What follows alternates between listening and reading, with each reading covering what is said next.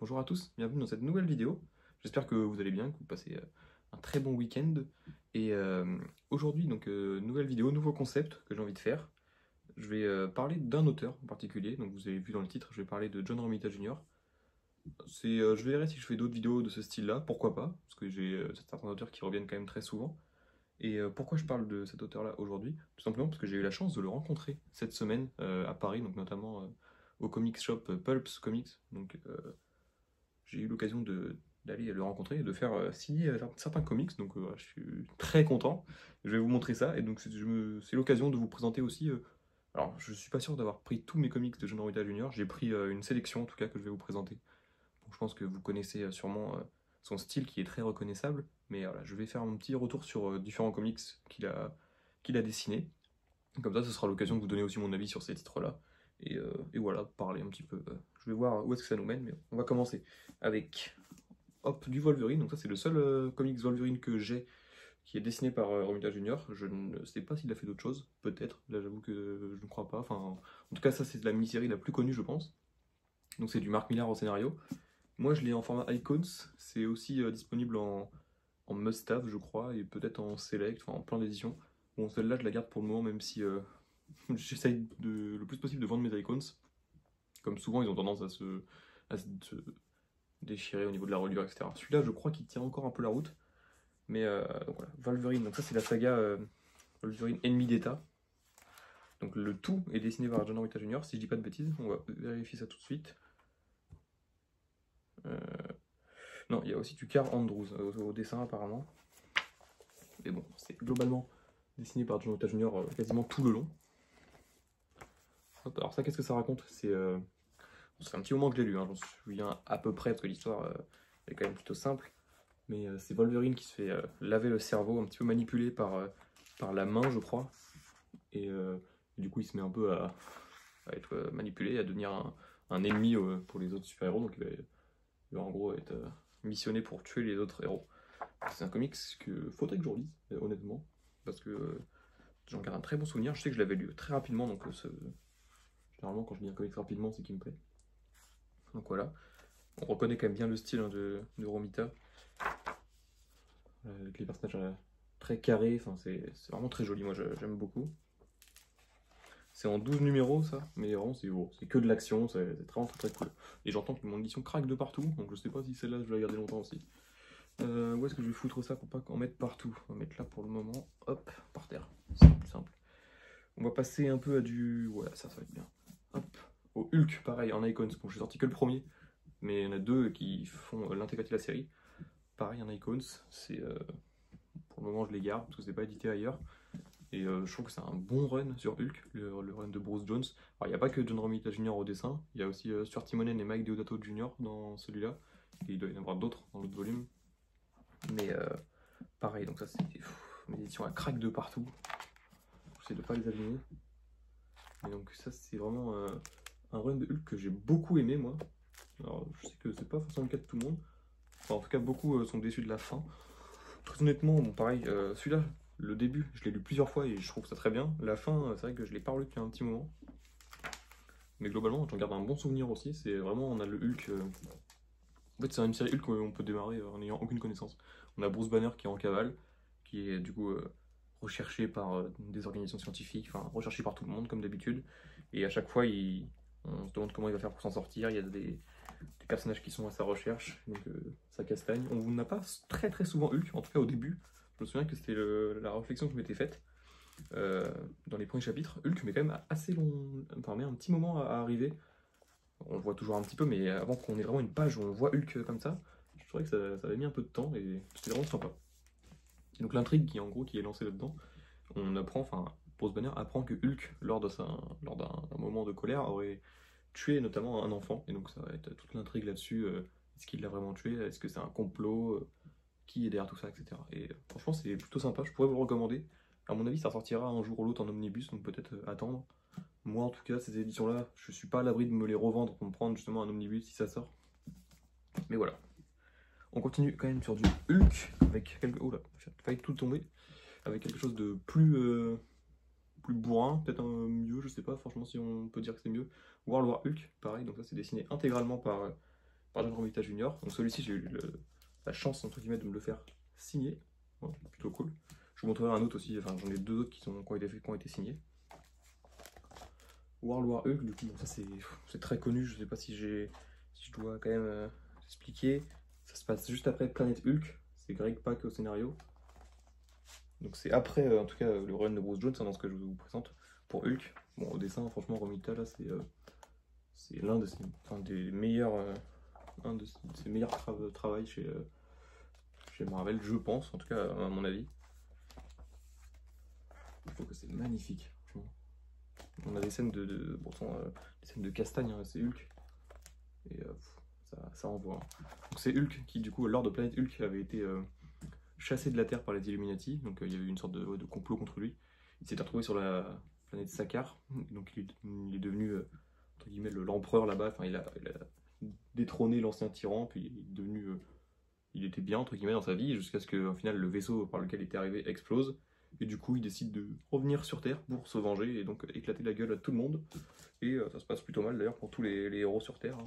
Ils envoient les Avengers, ils envoient le Doctor Strange, ils envoient l'armée. Enfin, il y a beaucoup d'héros qui essayent d'arrêter Hulk et personne ne peut l'arrêter. Franchement, c'est un très bon comics Hulk. Si vous l'avez pas lu, ça peut être vraiment un bon comics Hulk, tout simplement. On continue un petit peu dans ce qui est Avengers. Voilà, avec ce Deluxe là. Donc ça, c'est la série Avengers donc de Bendis et dessiné par Romita Jr. Alors pour resituer par rapport au New Avenger de Bendis, du coup avec les omnibus qui sont sortis, c'est la relance qui se passe après. Du coup après Siège, voilà.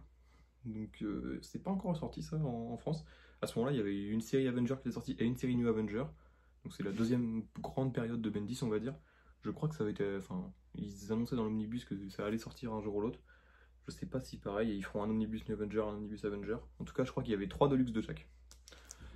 Bon, je sais pas si je suis très clair. Moi, j'ai que ce Deluxe là. J'ai acheté que celui-là parce que je l'avais trouvé pas cher. Si ça ressort un omnibus avec le tout, peut-être que je les prendrai. En l'occurrence, là, du coup, c'est la relance de la série Avenger après Siège. Dedans, on a les épisodes 1 à 12. Du coup, avec il y a 2 arcs en fait. Et notamment un, je me souviens, avec.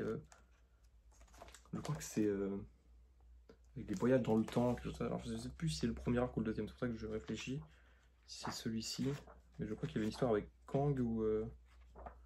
Quelque chose comme ça. Enfin, c'était plutôt cool, hein, des voyages dans le temps, des voyages multivers. C'était vraiment sympa. Avec du coup une équipe d'Avengers reformée après tout ce qui s'est passé, après Civil War, etc. Hop, on a aussi du coup là, ça c'est, ouais, voilà, nouveau personnage. Enfin, franchement, j'en garde un très bon souvenir de ce Deluxe là. Même si c'est les vieux Deluxe, du coup ils sont pas chapitrés, enfin c'est un peu chiant à chaque fois. Hop, voilà, c'est plutôt cool et maintenant je pense que tout le monde va essayer de les vendre vu que ça va ressortir un jour en omnibus. Mais en tout cas c'est un bon premier Deluxe sur les Avengers par Bendis. On continue un petit peu sur les Avengers entre guillemets du Captain America. Donc ça c'est le Captain America de Rick Remender. Ça je l'ai lu très récemment, je l'avais depuis un moment et je l'avais jamais lu. Et j'ai eu envie de le lire. Donc c'est disponible en Deluxe, en 2 Deluxe. Ce volume, ça reprend l'intégralité du premier Deluxe. J'ai pas la suite du coup, je vais vous parler que de ça. Mais j'ai plutôt bien kiffé et je me tâte à prendre la suite du coup en Deluxe, pourquoi pas. C'est du coup le volume 7 de Captain America avec les épisodes 1 à 10. Et donc c'est tout un arc où il va se retrouver dans une dimension contrôlée par Zola. Et donc il va avoir entre guillemets un protégé avec lui, un petit enfant qui va essayer de protéger tout le long du récit. Et il va passer un nombre d'années très important dans le monde de Zola, alors que sur la Terre en fait le temps se déroule, il ne s'est pas du tout écoulé de temps. Pour un petit peu pour info à quel moment ça se passe dans la chronologie, au final nous on s'en fiche pour Captain America, mais dans l'univers Marvel, ça se passe en même temps que le run Dickman, un peu au milieu du run Dickman en fait. Il y a un moment donné, c'est en gros entre après Infinity et avant Time's Run Out, voilà. Donc tout le long c'est dessiné par John Romita Jr., c'est absolument magnifique. Là tes planches vraiment au Captain America il en prend plein la gueule. Hein. On a ce Captain America vraiment badass là, avec ses cheveux longs, sa grosse barbe, qui peut faire un petit peu penser au celui qu'on a eu dans Infinity War. On peut voir en haut là. Et au final, ce récit se tient quand même quasiment tout seul. Hein. On n'a pas forcément obligé de lire la suite. mais pourquoi pas. Franchement, je me prendrais peut-être le Deluxe numéro 2. Voilà, c'est une très bonne histoire de Captain America, surtout que ça arrive après le run de Brubaker, et passer après Brubaker, je pense que c'était pas très simple, et Rick Remender, je trouve, s'en sort plutôt bien. On continue encore avec un peu, enfin, entre guillemets, les persos des Avengers. Iron Man, bon ça je l'ai pris, j'ai vu qu'il était nommé, mais c'est vraiment au début de sa carrière. Donc le Diable en bouteille, c'est l'épisode de Iron Man, pardon, scénarisé par David Michelini. Alors je sais plus quel épisode exactement est dessiné par Romita, parce que là c'est des vieux dessins du coup de Romita Junior. Et je crois que dans ces éditions là c'est jamais très clair. Bon bref, en tout cas là c'est vraiment du beaucoup plus old school avec la saga du Diable en bouteille avec Iron Man qui va avoir des petits soucis, notamment avec le personnage de Hammer. Bon, c'est des vieux épisodes d'Iron Man, mais c'est très bien, ça se tient encore très bien aujourd'hui.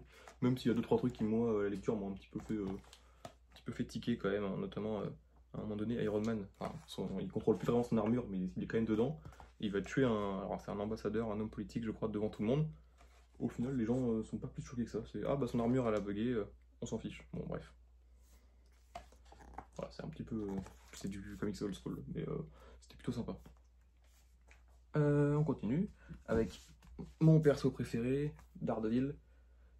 Donc lui, Romita Junior, il a fait quelques trucs sur Daredevil quand même. Il a notamment fait ce comics là, L'Homme sans peur, donc la réécriture des origines de Daredevil. Donc ça, ça date de 1993. Pareil, je me le suis fait signer. Voilà. Donc voilà, pour le coup, c'est magnifique. Hein. Franchement, si vous avez envie de découvrir Daredevil, je vois presque pas. Vraiment, je vois pas de meilleur comics pour découvrir Daredevil. Avoir les origines du personnage. Là-dedans, on a tout. On a Elektra, on a le Caïd, on a Stick. Je crois qu'on a Stick, hein, si je dis pas de bêtises. Oui, on a Stick, voilà. On a donc Elektra, le Caïd. On a du coup l'histoire avec le père de Daredevil. On a le costume noir qu'on a pu voir dans la série Netflix d'ailleurs. Série qui va revenir sur Disney+, hein, la nouvelle saison. J'ai plutôt hâte. Et non, là franchement c'est un super comics, ça je sais que je le garderai très longtemps ce comics là en plus maintenant qu'il est signé. Franchement c'est une super pièce de collection. Je crois que ça a été mon premier comics Daredevil d'ailleurs. Et franchement j'ai absolument adoré, je vous le recommande plus. On continue sur du Daredevil. Parce que pour accéder à la dédicace de John Romita Jr., il fallait acheter un comics dans la boutique. Sauf que moi, mes comics, maintenant, je les achète via mon travail. En fait, j'ai des prix sur des librairies. Du coup, j'évite d'acheter ailleurs, parce que c'est beaucoup plus cher. Et sauf que là, il fallait acheter quelque chose. Et dans ce qu'il y avait, il n'y avait pas grand-chose qui m'intéressait, parce que j'avais quasiment tous les choses que j'avais déjà. Notamment, il y avait les icons de Hulk, les icons de Spider-Man que j'ai déjà, qu'on va regarder après. Il n'y avait pas grand chose, mais bon, il y avait cet omnibus de Daredevil, de Ann Nocenti et John Romita Jr. Je les avais en icons, bon, j'ai fait le passage en omnibus, j'ai vendu mes icons, je les ai mis sur Vinted, ils sont partis le jour même. Donc bon, j'ai dépensé 70 €. J'ai pris, tant qu'à faire, l'édition collector, hein, tout c'est le même prix. En plus on a une super sous-jaquette, je vais vous montrer. Hop. Hop. Essayez de pas tout casser. Voilà. Hop, comme ça. Ouais, c'est plutôt cool, hein. Je trouve ça bien, j'aime bien les sous-jaquettes. C'est la première fois que j'ai une édition collector avec une jaquette comme ça. Et j'ai eu la chance aussi déjà de me le faire signer. Alors, hop, je vais faire attention. Ah, il m'a fait un petit Daredevil, ça vraiment je suis très content, je trouve ça super beau. Alors, pour ce qu'il en est de l'histoire, moi quand j'avais les Icons à l'époque, j'avais lu le premier Icons et j'avais pas lu le deuxième. En gros, j'ai lu la moitié de cet omnibus, entre guillemets, et j'avais vraiment bien aimé. Il y a notamment le personnage de, j'essaie de le trouver sur une planche pour vous le montrer, de Marie Typhoïde qui est introduit là-dedans. Un personnage qui est complètement fou, qui est un petit peu sous les ordres du Caïd. J'avais beaucoup aimé. Il y avait aussi toute une ambiance pesante sur la peur des guerres nucléaires, de la pollution, des choses comme ça, et j'avais trouvé vraiment ça sympa. On a aussi le Punisher qui fait une apparition. Je me souviens que la fin du premier Icons, il y avait tous les épisodes qui étaient en lien avec le crossover Inferno des X-Men, que j'avais un petit peu moins aimé parce que je trouvais que ça collait pas très bien avec l'univers de Daredevil. Je vais me le relire cet omnibus et je me ferai un vrai avis, je pense, à ce moment-là. Parce que je sais que la deuxième partie, du coup, Daredevil est plus. N'est pas dans New York, il se balade et des combats que j'ai hâte de voir, notamment contre Ultron. Donc, non, je pense que franchement, je vais passer un bon moment. J'ai une belle édition maintenant, je sais que pour ce Daredevil-là, je n'ai pas besoin de racheter une édition. Voilà. En ce moment, je suis vraiment dans une période où je fais beaucoup de choix sur ce que j'achète et j'essaye de, entre guillemets, me débarrasser des vieilles éditions pour prendre que des belles éditions, donc du deluxe, de l'omnibus. Voilà. Je préfère maintenant en acheter moins, mais de meilleure qualité plutôt que des petits comics par-ci par-là. Après, chacun fait comme il veut. Avec l'achat de cet omnibus, j'ai aussi eu ça en cadeau. Bon, une petite lithographie qui est signée aussi. Bon, honnêtement, ça c'est le truc, je sais pas trop quoi en foutre. Mais voilà, je vais le mettre dans la déco et puis je verrai bien. On a presque fini, il reste un personnage qu'on n'a pas parlé, enfin presque pas. Il s'agit de Spider-Man. Et Romita a dessiné pas mal de Spider-Man, notamment les Spider-Man de Straczynski. En tout cas, moi quand je pense à Romita Junior, le premier comic quasiment où je pense, c'est ce Spider-Man là, et notamment l'arc avec Morlun. Parce qu'il y a des planches qui, pareil, ça craque de partout. Ça, je n'ai pas prévu de ressortir en omnibus, ils le ressortent en Marvel Poche, c'est une très bonne idée, hein, mais je dirais pas non, un petit omnibus peut-être un jour. Mais là, franchement, c'est Romita Junior, pareil, je disais tout à l'heure sur World War Hulk, c'était au top de son niveau. Là, on n'est pas loin aussi, hein. Il y a des planches, regardez-moi ça. On a vraiment le premier arc, c'est simple, de ce Spider-Man là, il est tout simplement génial. On a un Spider-Man qui est plus que jamais dans la galère, on se demande vraiment s'il va réussir à survivre contre Morlun, hein. Vraiment un méchant très puissant. Et puis après, comme je vous montre là, on a le Switch avec en plus l'épisode sur le 11 septembre. Enfin, un épisode, les gens peuvent en penser ce qu'ils veulent, mais c'est un épisode quand même très marquant pour Spider-Man, mais pour Marvel en général, avec tous les héros qui viennent en aide. On a cette scène très connue d'ailleurs, je trouve la page, si j'arrive à la trouver, voilà, de Fatalis qui pleure.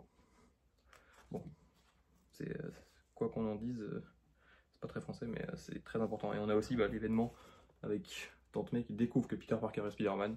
Straczynski avait quand même fait vachement évoluer le personnage, hein. Maintenant, à chaque fois on repart à zéro, mais franchement c'était un run tellement cool à suivre, surtout au début. Moi j'ai quasiment tout aimé, hein. Je sais que beaucoup n'aiment pas la fin avec un jour de plus, mais moi franchement les 5 icons je les ai dévorés et j'ai absolument adoré. Et on va finir avec un comics que je vais pas beaucoup m'attarder dessus parce que je vous réserve une vidéo dessus. C'est du coup le dernier Spider-Man qui est sorti en format librairie, le Spider-Man de Zeb Wells, qui est aussi dessiné en partie par Romita Junior, il fait pas tout, mais il fait quand même une bonne partie. Ça, je me réserve une vidéo que je vais tourner juste après, vous l'aurez dans quelques jours. Mais globalement j'aime beaucoup, voilà. Franchement, c'est vrai que on s'était habitué à du Spider-Man un peu moins bon, même si moi, globalement, je suis rarement déçu par Spider-Man. Là, je trouve que le dessin de Romita Junior et le scénario de Zeb Wells tient grosso modo la route. C'est plutôt sympa, on a des combats plutôt impressionnants.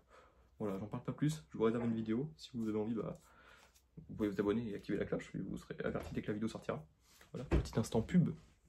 Mais voilà, en tout cas, j'espère que ça vous aura plu, ce retour sur les œuvres d'un auteur, d'un dessinateur en l'occurrence.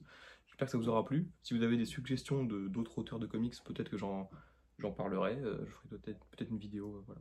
J'espère que ça vous aura plu en tout cas. Je vous dis à bientôt. Au revoir.